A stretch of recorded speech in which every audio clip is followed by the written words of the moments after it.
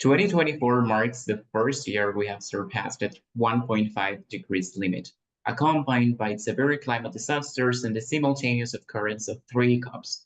And all eyes were over finance mechanisms because in the face of these unprecedented scenarios, resources are urgently needed to address the triple planetary crisis.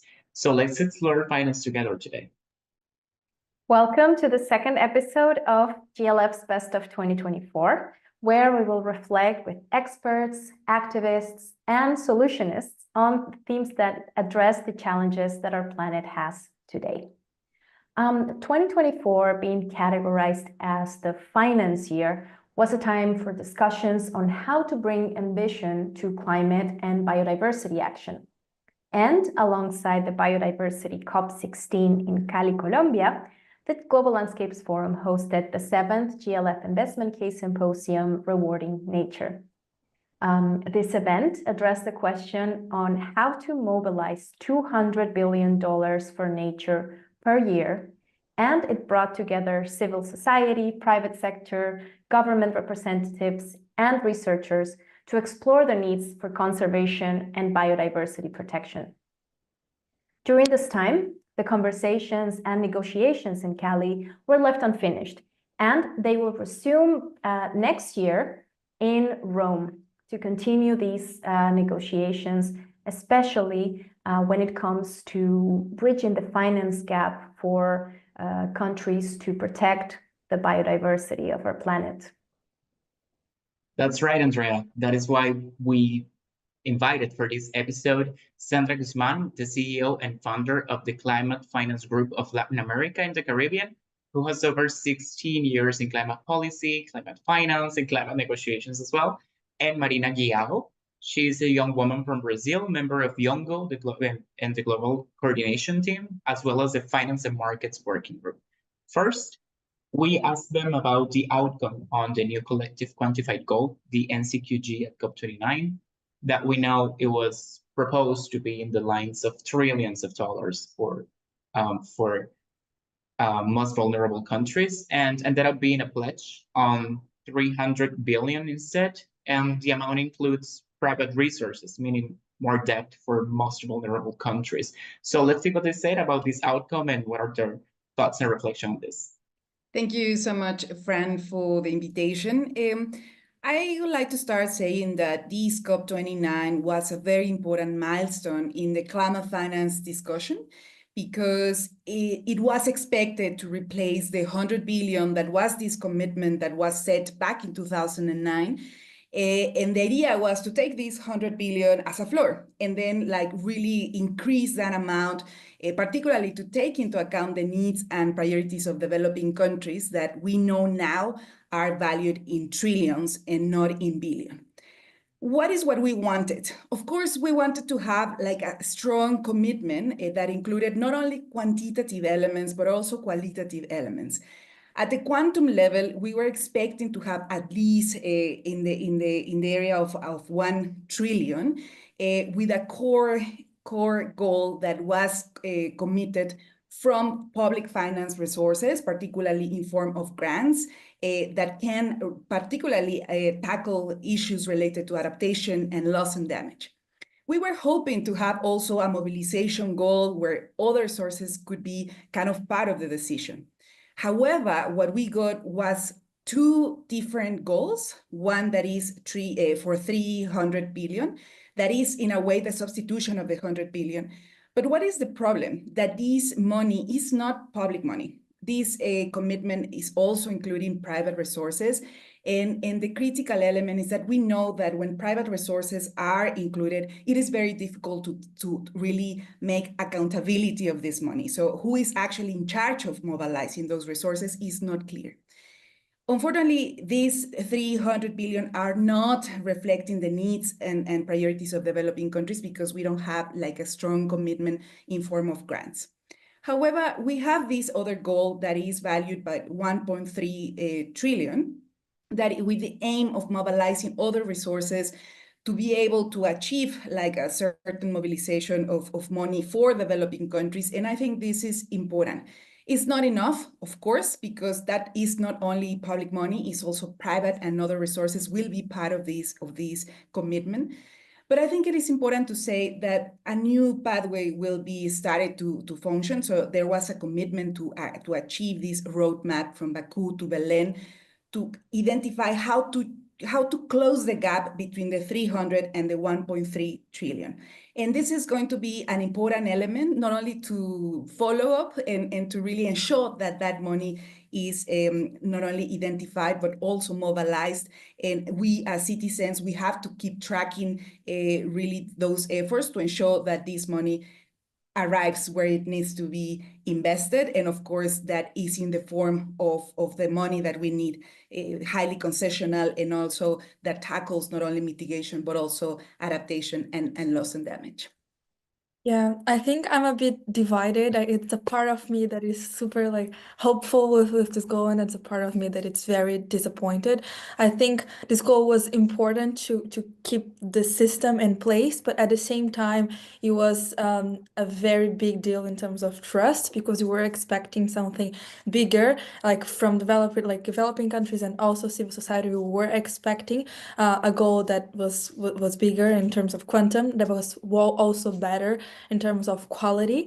So, but we have a goal, so let's try to work with it. What my comments on the decision and like on some disappointments and some things that I think we need to improve is that we were very, very like looking forward to see better text on access and on the communities that are on the front line that should receive this financing. So that was something that was out or was not in the way that we wanted. We didn't have specific text on rights, and more like it changed to something like extend some benefits for these communities, which was a bit weird. But we still have a goal, and we have a goal that says that it's going to balance in mitigation and adaptation, and it also consider loss and damage, also not in the way that we hoped, but it's saying that it will increase the flows for the funds on the UNFCCC finance mechanism, and the loss and damage fund, it's one of these funds. So I think we have important things there, but I just wanted to highlight these other things to complement Sandra that like said brilliantly on the expectations and on the things and the reality. On the road to Belém, so I'm from Brazil and I'm really looking forward for this COP, but I think it's not enough for us to have just this mobilization goal that includes like all the sources and all the actors, and we don't have specific like how are we really going to achieve this. So I think it's very important. We had a lot of civil society, a lot of young people following the NTQG in more a technical level than I've ever seen in other negotiations. So I think it's important if we keep this and keep following the negotiations, because how they will deal with this 1.3 trillion goal, how they will actually mobilize that, how they will actually provide that finance for the communities that are in the front lines and the countries that need to receive it, it's what we need to pay attention now. So I think that we still are waiting. We don't have exactly like this work plan for next year, but I think we need to keep engaging as civil society allied with developing countries on how we want to see this 1.3 trillion goal actually mobilized and provided for the people that need it. And NCQGs were not the only financial mechanism that we saw this year. At the Biodiversity COP16 in Cali, Colombia, representatives also negotiated a mechanism around the lines of $200 billion.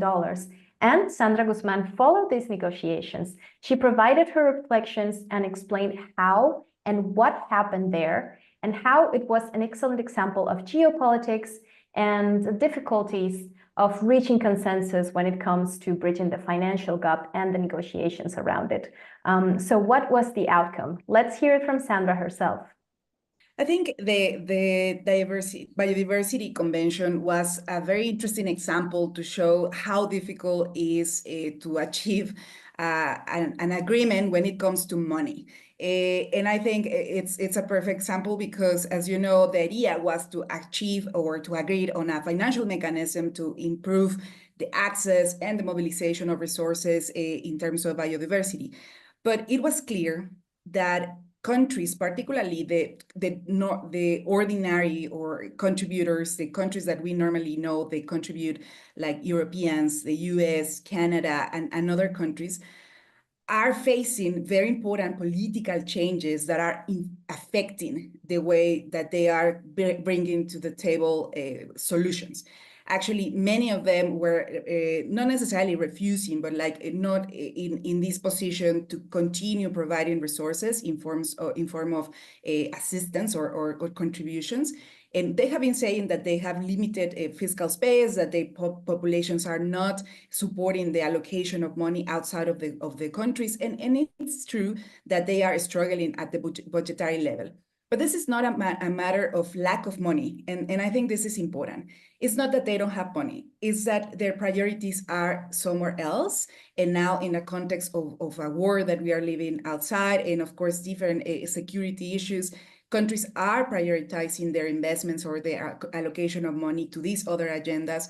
For instance, there are estimations that the military expenditure more or less is around 1.2 trillion of dollars per year. So if you transfer that to tackle climate change or biodiversity loss, we would be winning the fight.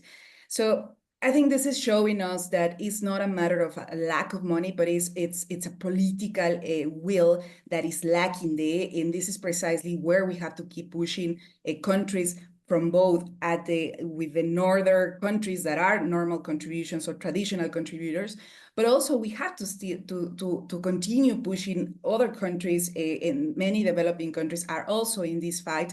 And it's not that our countries have the responsibility, right? But now we all, in a way, have to kind of keep moving towards this transformation of the financial system. And for instance, in Cali and as well as in Baku, there are some signals that other institutions, such as for instance, the multilateral development banks, will play an important role. But if they do not transform in a substantive way, the way that they operate, what we are going to see is just the increase of debt in most of our countries, because this financial system was not made to tackle the climate crisis.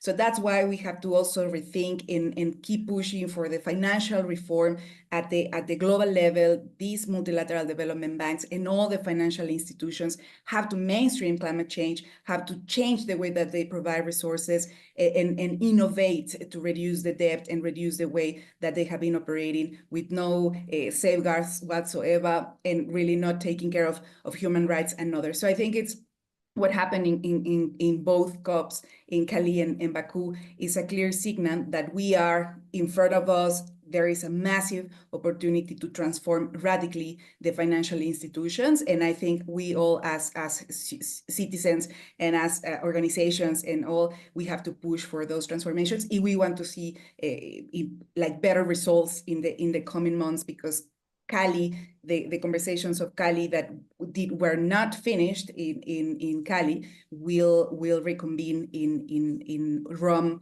soon. So we have to continue pushing for these reforms in different spaces. And obviously what we saw in Baku is just one element that is going to be critical for us to go for the bigger transformation that is needed. Sandra, as you saw, called for an opportunity to transform radically the financial institutions, and maybe this also leads to a system change. We also asked them, both to Sandra and Marina, if the multilateral system is still working in terms of delivering solutions and options for countries and reaching consensus as well. And how can we, as young people, are taking part in this new opportunity to change the way that things has been done during this time in this multilateral system and achieving consensus. So let's hear what they said in short about this goal as well. The system is not perfect. The system is like almost falling, and the system is like lacking a lot of trust, but it's still the system that we have, and it's still the system that distances us from, like, I don't know, 5 degrees of temperature raise comparing to prior to the industrial level. So I think that we have progress. It's not in the pace that we wanted it to have, but we do have that. And in my view right now, the situation that we have is that we need to engage meaningfully in the process.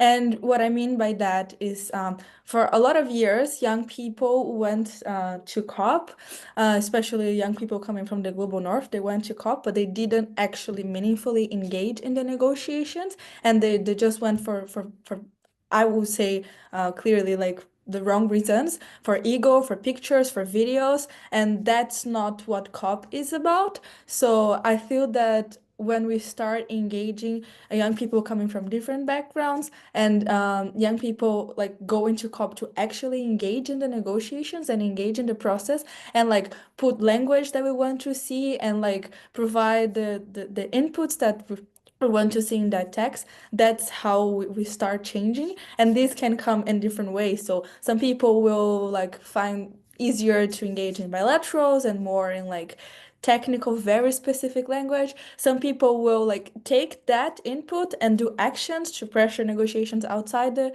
negotiation rooms. So I think that we have like this framework of action that we can implement as young people.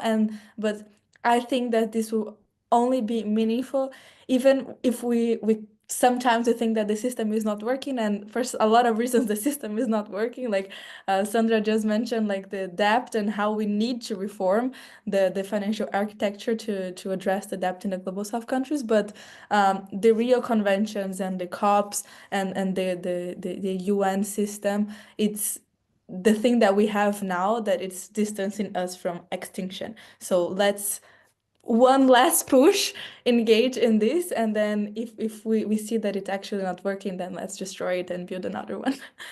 That's my input.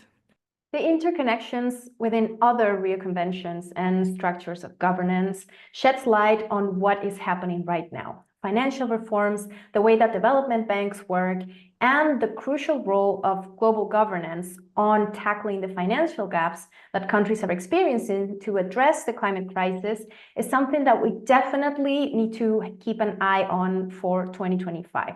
So this is what Sandra had to say about it. I just wanted to also conclude and just probably a little bit of hope here. COP29 was my 16th COP. I have been in the process for 16 years.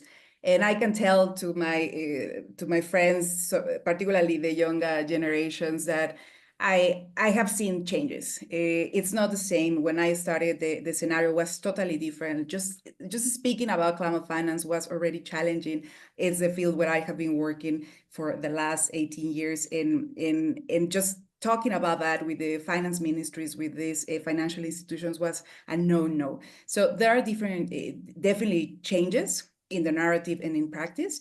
But I think this is precisely the way forward, like continue working at the different levels, because at the end of the day is something that will require time. So just talking, I hear that people prefer not to talk about COPs anymore, but I would say instead of an anti-COP, do an anti-G20 or anti all these groups that are not really performing innovatively. The COP in the United Nations system, particularly for climate change and biodiversity, are the spaces where the most vulnerable countries have a voice, and we have to protect those spaces where the most vulnerable countries have a voice. So I would encourage all younger generations to keep protecting the system, obviously pushing countries to do the major changes, but at the same time protecting where they can be heard. Otherwise, we are going to be towards, we are going to, privilege spaces like the G20, where it's like the elite of the countries, and it's not a democratic space. So we should be fighting against those spaces where there are not democratic spaces to discuss this issue. So I just would like to encourage, because newer generations, younger generations have to continue the fight, and we all together have to make the most, because even if we don't want to, this scenario could be worse, and that's for sure. Like, we are just keeping and holding and pushing, because we know that we want an ideal scenario, but it's very, very difficult because there are a lot of interest, but this could be absolutely worse. And the work that we do every single day is going to be important to hold and to avoid that these awful decisions come like in place, and this is part of the challenge. Like hold it, push it, and continue like being positive about it, and that is important for all of us to continue also not like in a happy place for ourselves, because we need to be like protecting ourselves as well from all these very difficult emotions that we see in these spaces. Yeah. However, despite of all these challenges and sometimes outcomes that are not ambitious enough, we ask them on how to remain hopeful, how to have this optimism around the future that is worth fighting for. By this outcome or this hope, we don't mean to always be optimistic, but to keep certain hope and certain clues that there's a worth in fighting and working towards the future and for the good of humanity. Sometimes can be hard to keep uh, hopeful, but I will say my answer always go back to the ones that are like also still believing with me, and I think that's what keeps me going. So this year it was a very important year for finance, but next year it's a very important year for finance. So we're always gonna have like something that keeps pushing us. But I think the willingness to keep engaging in the process and the willingness to keep believing will always be rooted in like there's a community by my side, there are people by my side that are also believing in this, and it's not that we are crazy, our dream or our goal. It's just a livable present and future. And I really like organizing and negotiating and talking with young people, but also the ones that came before us. So when we engage with indigenous leaders, when we engage with like frontline communities, and we see the power that came like from way before and that they are carrying now, and how they are like willing to put that into like actual decisions and actual actions, I think that's a very important source of hope, I would say. I just wanted to also conclude and just probably a little bit of hope here. COP29 was my 16th COP. I have been in the process for 16 years. And I can tell to my friends, so particularly the younger generations, that I have seen changes. It's not the same. When I started, the scenario was totally different. Just speaking about climate finance was already challenging. It's a field where I have been working for the last 18 years. In just talking about that with the finance ministries, with these financial institutions, was a no. So there are different, definitely changes in the narrative and in practice. But I think this is precisely the way forward, like continue working at the different levels, because at the end of the day is something that will require time. So just talking, I hear that people prefer not to talk about COPs anymore, but I would say instead of an anti-COP, do an anti-G20 or anti all these groups that are not really performing innovatively. The COP in the United Nations system, particularly for climate change and biodiversity, are the spaces where the most vulnerable countries have a voice, and we have to protect those spaces where the most vulnerable countries have a voice. So I would encourage all younger generations to keep protecting the system, obviously pushing countries to do the major changes, but at the same time protecting where they can be heard. Otherwise, we are going to be towards, we are going to, privilege spaces like the G20, where it's like the elite of the countries, and it's not a democratic space. So we should be fighting against those spaces where there are not democratic spaces to discuss this issue. So I just would like to encourage, because younger generations have to continue the fight, and we all together have to make the most, because even if we don't want to, this scenario could be worse, and that's for sure. Like, we are just keeping and holding and pushing, because we know that we want an ideal scenario, but it's very, very difficult because there are a lot of interest, but this could be absolutely worse. And the work that we do every single day is going to be important to hold and to avoid that these awful decisions come like in place, and this is part of the challenge. Like hold it, push it, and continue like being positive about it, and that is important for all of us to continue also not like in a happy place for ourselves, because we need to be like protecting ourselves as well from all these very difficult emotions that we see in these spaces. Yeah.